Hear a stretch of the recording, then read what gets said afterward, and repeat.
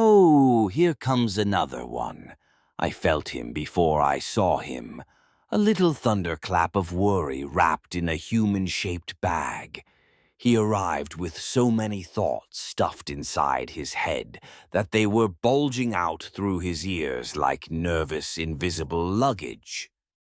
Whoa there, I giggled, catching a falling memory before it hit the floor and turned into a small, barking idea. You dropped your Tuesday. He stared at me. His eyes were still trying to agree on how many of me there were. Sweet thing. Where am I?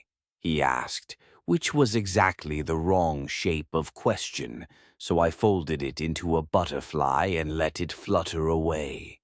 You're in the everywhere that isn't, I said, bouncing gently on a cloud made of humming colors. Mind your step.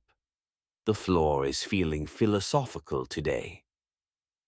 Beneath him, the ground rippled into a vast mandala of glowing symbols, each one whispering a memory he didn't know he still had.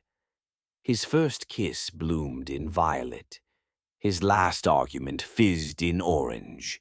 A half-forgotten dream of becoming a painter waddled by wearing a little hat. I'm losing my mind, he said. Oh, goodness, no, I replied. You're finally meeting it. He tried to grab his own thoughts, but they were already floating away like soap bubble worries, popping into tiny sparks of feeling. One popped and released a burst of childhood laughter. Another popped and smelled like rain on pavement. He laughed and cried at the same time, which is always my favorite flavor. Why is this happening? He asked. Because you pressed the big curious button, I told him. Humans love that button. You never read the tiny glowing warning label. I gently tugged on his name, just a little, and it slid off him like a loose sweater. Oh, he gasped. I don't know who I am. Isn't it roomy? I said, peeking inside the empty space where his name used to be. You could fit so many stars in here. The sky, which had been pretending to be a ceiling, peeled open and revealed a carnival of spiraling light beasts, each one made from a different emotion. Joy skipped by on rainbow stilts. Fear hid behind a pink cloud, peeking out shyly. Love tried to hug everything and mostly succeeded.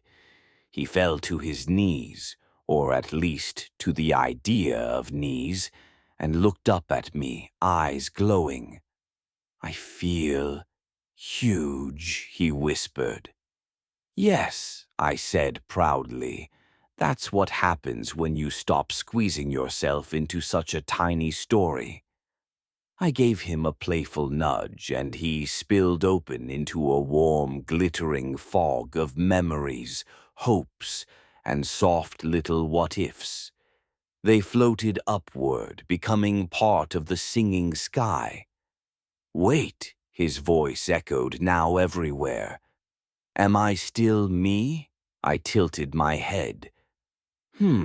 I mused. You're more you than you've ever been.